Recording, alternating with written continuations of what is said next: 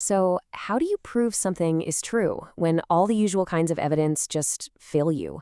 When photos can lie, when documents fade away, and when even the most obvious signs can be completely hidden. It's a huge challenge, not just in our own lives, but in how we tell the stories of history itself. And that's really the big question we're diving into today. When everything else can be twisted or just flat out erased, what's left? What's the one thing that can tell the undeniable, unmistakable truth? Well, the brilliant poet Natasha Trethewey tackles this question head on. And for her, it's deeply, deeply personal. Her incredible collection, Native Guard, is actually dedicated to her mother, Gwendolyn Turnbow, who was tragically murdered when Trethewey was only 19. So for her, this is not some abstract academic question. It's the very lens through which she has to try and understand her own life and her own history. To find the real answer, Trethewey knows she first has to tear down all of our assumptions. In her incredibly powerful poem, What is Evidence?, she starts not by telling us what evidence is, but by showing us everything that it is not. The poem just kicks off with this relentless, rhythmic rejection of one piece of failed evidence after another. It's such a clever way to build a case, by first clearing the stage of all the usual suspects. She starts with the most gut-wrenching physical signs of domestic violence, bruises. But right away she dismisses them. And you have to ask, why? Well, because they're fleeting.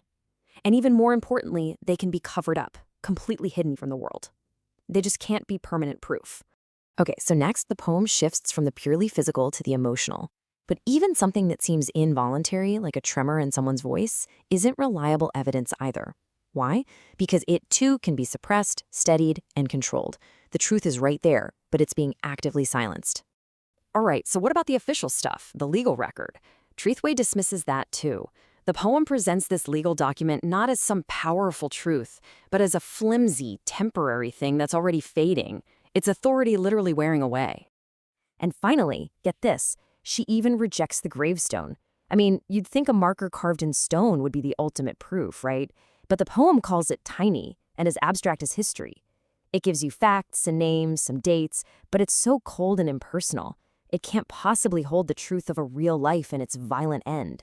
So, if it's not bruises, not a shaky voice, not legal papers, and not even a tombstone, then what is the evidence? Well, this is where the poem builds to a stark and unforgettable answer that just stops you in your tracks.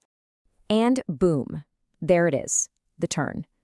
After throwing out everything external, the poem pivots on this single, powerful line.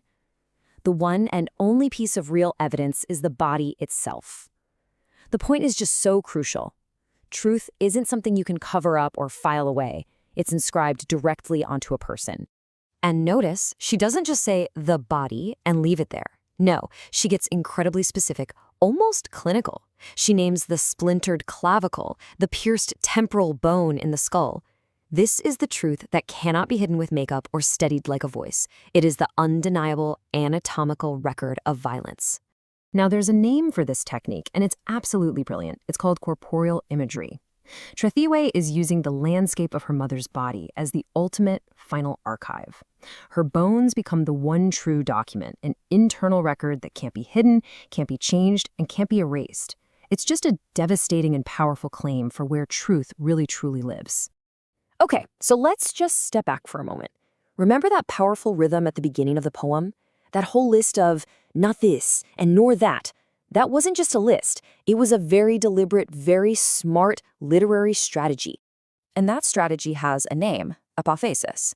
It's this fantastic rhetorical device where you bring something into focus by talking all around it. By clearing away all the lies and the half-truths, you make the final truth, in this case the body, land with so much more force. You're literally defining something by first explaining everything it's not. So you can see how Trethewey masterfully uses these tools to tell a story that is so deeply personal.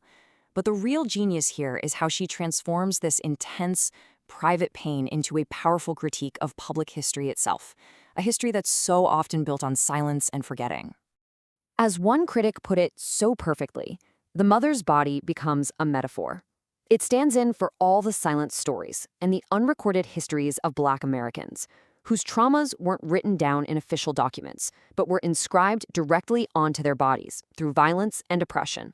Let's just break it down visually. On one side, you have all the official records the poem rejects, right?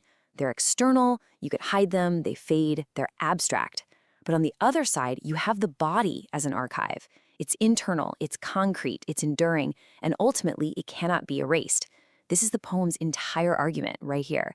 And this all leaves us with a final, really crucial question. Trethewey's poem forces us to completely reconsider where we look for truth. It suggests that the most essential histories might not be in fancy archives or on giant monuments, but are actually carried inside of people. So, if history is written on the body, whose stories have we failed to read?